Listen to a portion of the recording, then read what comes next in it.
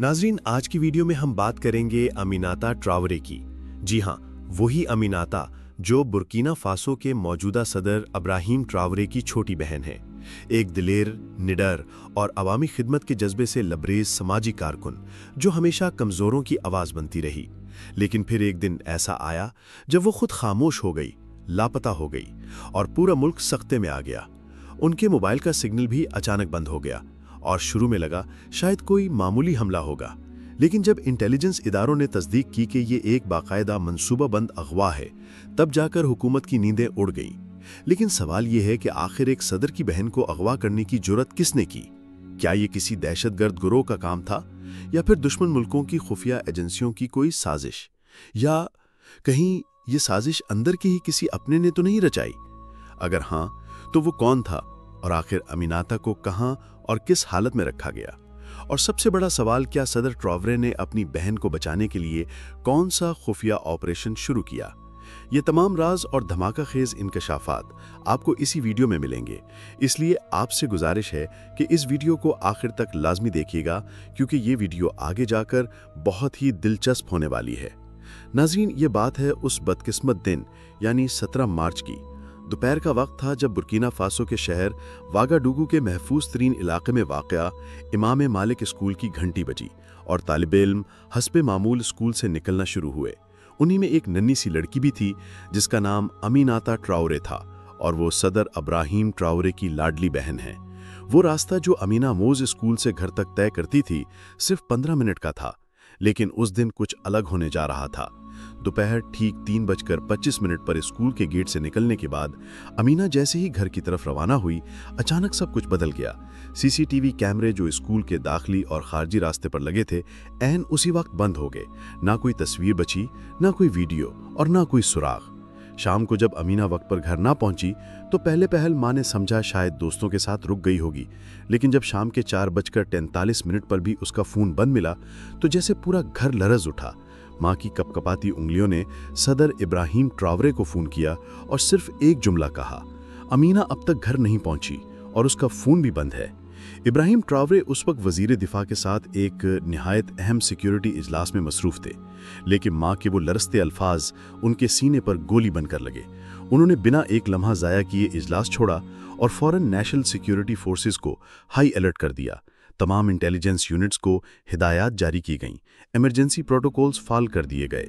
शाम 6 बजे के बाद शहर के कोने कोने में तलाश शुरू हो गई, लेकिन जूं-जूं वक्त गुजरता गया उम्मीदें मधम होने लगीं। और तब सिक्योरिटी कैमरों का सच सामने आया। न सिर्फ स्कूल के कैमरे, बल्कि वो तमाम कैमरे जो अमीना के रोजमर्रा रास्ते पर नस्ब थे, एक ही वक्त में बंद हो चुके थे। ये कोई हादसा नहीं था, बल्कि दुश्मन की चाल थी। नाज़रीन, उस दिन सूरज सिर्फ आसमान पर नहीं, बल्कि इब्राहिम ट्रावरे के दिल पर भी आग बरसा रहा था।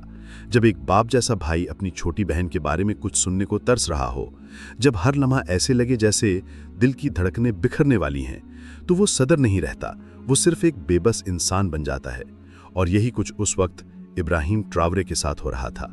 उनकी आंखों के सामने बिलाशुबा एक पूरा मुल्क था, लेकिन कान माँ की लरसती आवाज में उलझे थे और दिल सिर्फ एक 14 साला बच्ची की खामोशी में फंसा था। फौजी इजलास छोड़कर जब वो अपनी सिक्योरिटी टीम के पास पहुंचे तो कमरे की फिजा में एक अजीब खामोशी थी। सब नजरें झुकी हुई थीं, जैसे किसी बड़े नुकसान का खौफ सबके अंदर बोल रहा था। सिक्योरिटी चीफ ने बस इतना कहा, सर, हमें एक मसला दरपेश है।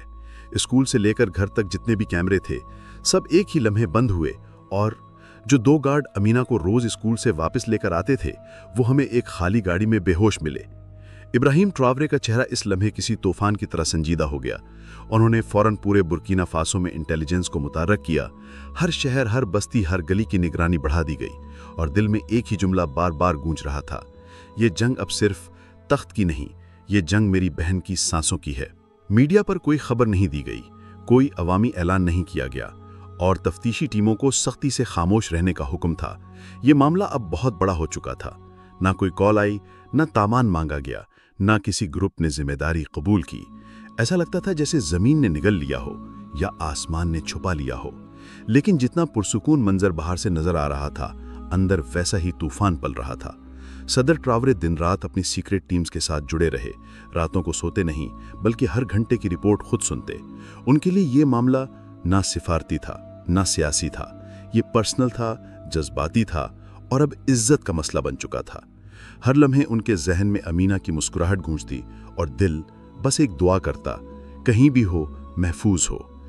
یہی سوچ لیے وہ چوتھی رات کے سناٹے میں بیٹھے تھے جب اچانک ان کے ذاتی فون کی اسکرین روشن ہوئی، کوئی انجان نمبر، اور وقت تھا رات کے 11:30۔ دوستو، جیسے ہی انہوں نے فون کان سے لگایا تو دوسری طرف سے ایک ایسی آواز آئی جس میں نہ درد تھا نہ ہمدردی، بس ایک ہی آواز آئی کہ تمہاری بہن زندہ ہے۔ پھر اسی سنجیدہ لہجے میں کہا گیا، نام جاننے کی ضرورت نہیں، بس یہ جان لو کہ اگر تم چاہتے ہو کہ تمہاری بہن واپس آئے تو تمہیں ہمارے کچھ مطالبات ماننے ہوں گے۔ اور تب وہ مطالبات ایک ایک کر کے سامنے آنے لگے، اور ہر ایک مطالبہ جیسے برکینا فاسو کی خود مختاری پر چاقو چلا رہا ہو۔ ان مطالبوں میں کہا گیا کہ سونے کی تمام کانیں جو تم نے قومی تحویل میں لی ہیں واپس کر دو، چین کے ساتھ جو یورینیم معاہدہ کیا ہے ختم کر دو، اور اپنی آزادی کی مہم جو تم افریقہ کے لیے چلا رہے ہو بند کر دو۔ ابراہیم تراورے کی آنکھوں میں خون اتر آیا، مٹھی بند ہوئی، اور جب وہ بولے تو آواز میں وہی گرج تھی جو ایک انقلابی رہنما کی پہچان ہوتی ہے۔ انہوں نے کہا، اگر میں انکار کر دوں تو؟ جواب میں وہی بے رحم آواز آئی، تو تمہاری بہن جلد ہی ایمسٹرڈم میں ایک نئی نوکری پر ہوگی، کیونکہ 14 سالہ لڑکیوں کی عالمی منڈی میں بڑی مانگ ہے۔ ناظرین، یہ صرف دھمکی نہیں تھی، یہ افریقہ کے دل میں گھونپا گیا خنجر تھا۔ یہ وہ لمحہ تھا جب دشمن نے صرف ایک بچی پر نہیں بلکہ پورے بر اعظم کی غیرت پر وار کیا۔ اب یہ معاملہ اغوا سے نکل کر ایک اعلان جنگ بن چکا تھا۔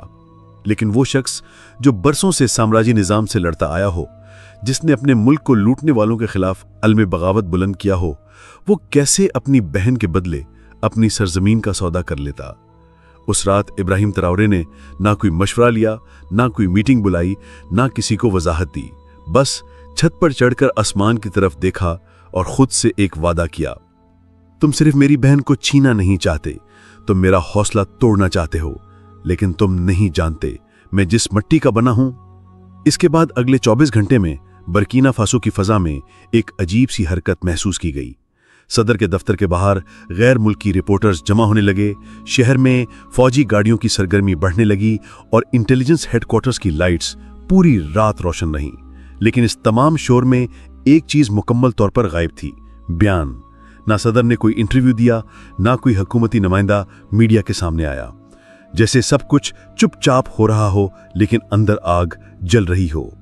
دوسری طرف سوشل میڈیا پر لوگ چیخ رہے تھے، سوال پوچھ رہے تھے، مگر حکومت کی طرف سے ایک مکمل خاموشی تھی، اور اس خاموشی میں چھپی ہوئی تھی صدر تراورے نے فیصلہ کر لیا تھا کہ وہ صرف دشمن کو جواب نہیں دیں گے بلکہ پوری دنیا کو دکھائیں گے کہ افریقہ کے بچے بکاؤ مال نہیں ہیں۔ اور یہی وہ لمحہ تھا جب آپریشن کا پہلا خفیہ حکم جاری ہوا۔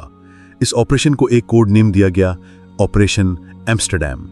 صدر تراورے نے کسی عالمی ایجنسی یا یورپی طاقت سے مدد مانگنے کے بجائے 4 افریقی ممالک مالی، نائجر، گینی اور برکینا فاسو کی اسپیشل فورسز کو ایک نقطے پر مرکوز کیا۔ ان فورسز کو خفیہ طور پر یورپ منتقل کیا گیا، بغیر کسی سیاسی اعلان کے، بغیر کسی پروٹوکول کے، صرف ایک ہدف کے ساتھ کہ امیناتا کو زندہ واپس لانا ہے، چاہے کچھ بھی ہو جائے۔ برکینا فاسو کے سائبر سیکیورٹی ادارے نے دن رات محنت کی، ہزاروں سسٹمز کو سکین کیا، درجنوں جعلی لوکیشنز کو فلٹر کیا، اور بالآخر امیناتا کی آخری ڈیجیٹل سرگرمی کو ٹریس کیا۔ یہ ایک پرانی صنعتی عمارت تھی ایمسٹرڈیم کے بلڈز نامی علاقے میں، جہاں عام طور پر کوئی نہیں جاتا اور جو انسانی اسمگلنگ کے لیے ایک ڈرٹی زون سمجھا جاتا ہے۔ اس لوکیشن کی تصدیق کے بعد صدر تراورے نے آپریشن کی سربراہی خود اپنے ہاتھ میں لے لی اور تمام ٹیمز کو بذریعہ انکرپٹڈ چینل ہدایات جاری کیں۔ پلان یہ تھا کہ 3 علیحدہ ٹیمز، کوڈ نیم الفا، براوو اور چارلی، ایک ہی وقت میں اس 3 منزلہ عمارت میں مختلف سمتوں سے داخل ہوں گی تاکہ دشمن کو سنبھلنے کا موقع نہ ملے۔ ناظرین، رات کے ٹھیک 3 بجے جب یورپ خواب غفلت میں تھا تو افریقہ نے اپنی بیٹی کو جگانے کا آغاز کیا۔ الفا ٹیم پچھلے دروازے سے داخل ہوئی، براوو نے چھت کے ذریعے رسائی حاصل کی اور چارلی نے مرکزی دروازہ توڑا۔ عمارت کے اندر اندھیرا، بدبو اور خوف کا ایک ایسا امتزاج تھا کہ لفظوں میں بیان نہیں ہو سکتا۔ हर कमरे के दरवाजे के पीछे मुमकिना खतरा था, हर दीवार के पीछे कोई मासूम चीख रहा था। लेकिन तरबियत याफ्ता अफ्रीकी सिपाही किसी लम्हे ना हिचकिचाए, ना डरे। उन्होंने कदम कदम पर दरवाजे खोले, लड़कियों को आज़ाद कराया और दुश्मनों को काबू में किया। इस इमारत के तीसरे फ्लोर के एक बंद कमरे से, जहां दरवाजा जंजीरों से बंद था, एक सिसकियों की आवाज आ रही थी। ये वही कमरा था जिसकी दीवार पर अमीनाता का नाम खून से लिखा गया था, जैसे वो खुद को दुनिया को याद दिलाना चाहती हो कि मैं जिंदा हूं, मुझे तलाश करो। जैसे ही सिपाहियों ने जंजीर तोड़ी और अंदर दाखिल हुए, एक दबली पतली, कमजोर मगर आंखों में अज़म लिए बच्ची नजर आई। वो अमीनाता थी। जब उसने सिपाही का कंधा देखा जिस पर बुर्किना फासो का झंडा था, तो होंठों से एक जुमला निकला, क्या वो आए हैं? और जब उसे बताया गया कि ये ऑपरेशन सदर इब्राहिम ट्राओरे की पर्सनल क़यादत में हो रहा है, तो वो आहिस्ता से मुस्कुराई और कहा, मुझे यकीन था मेरे भाई जरूर आएंगे। नाजरीन, ये लफ्ज़ सिर्फ एक बहन का एतमाद नहीं था, ये एक बड़े आज़म के मुस्तकबिल की गवाही थी। इस ऑपरेशन में अमीनाता समेत कुल 47 लड़कियां बाजियाब की गईं। सब की सब अफ्रीकी नस्ल से ताल्लुक़ रखती थीं और दुश्मनों के लिए सिर्फ सामान थीं। 23 इंसानी स्मगलर मौके पर गिरफ्तार किए गए। इनमें से कई यूरोपी और मशरकी यूरोप की मुनज़्ज़म गैंग्स के अहम रुकन थे। उनके कब्जे से लैपटॉप, सर्वर्स और वीडियो मवाद बरामद हुआ, जिसमें सैकड़ों मासूम बच्चियों की नीलामी की वीडियोस थीं। दोस्तों सोचें, अगर ये ऑपरेशन एक दिन भी ताख़ीर से होता तो ना सिर्फ अमीनाता बल्कि दर्जनों और बच्चियों की जिंदगियां बर्बाद हो चुकी होती। ऑपरेशन के फौरन बाद सदर ट्राओरे ने अमीनाता को गले लगाया, उस बच्ची को जो अपनी आंखों में अभी भी खौफ समेटे हुए थी, मगर आवाज़ में वही वकार था जो सिर्फ उन बच्चियों को नसीब होता है जो जुल्म सह कर भी टूटती नहीं। अमीनाता ने सिर्फ इतना कहा, हमें छिपाया जा रहा था, बेचा जा रहा था, लेकिन मैं जानती थी आप आएंगे। नाज़रीन, उस दिन सिर्फ एक बहन बाजियाब नहीं हुई, एक उम्मीद वापस आई।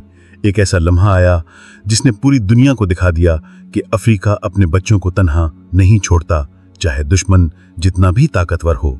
ऑपरेशन के बाद सदर ट्राओरे ने अमीना फाउंडेशन की बुनियाद रखी, एक ऐसा अदारा जो अब पूरे अफ्रीका में गुमशुदा बच्चों को तलाश करता है, उन्हें वापस लाता है और उनके तहफ़्फ़ुज़ के लिए लड़ता है। आज अमीनाता 16 साल की है और अमेरिका की मशहूर यूनिवर्सिटी MIT में तालीम हासिल करने का ख्वाब देखती है। और अगर आप अभी तक हमारी वीडियो देख रहे हैं तो कमेंट बॉक्स में इब्राहिम ट्राओरे जिंदाबाद जरूर लिखें और मजीद इसी तरह की इंटरेस्टिंग वीडियोस के लिए हमारे चैनल को जरूर सब्सक्राइब करें।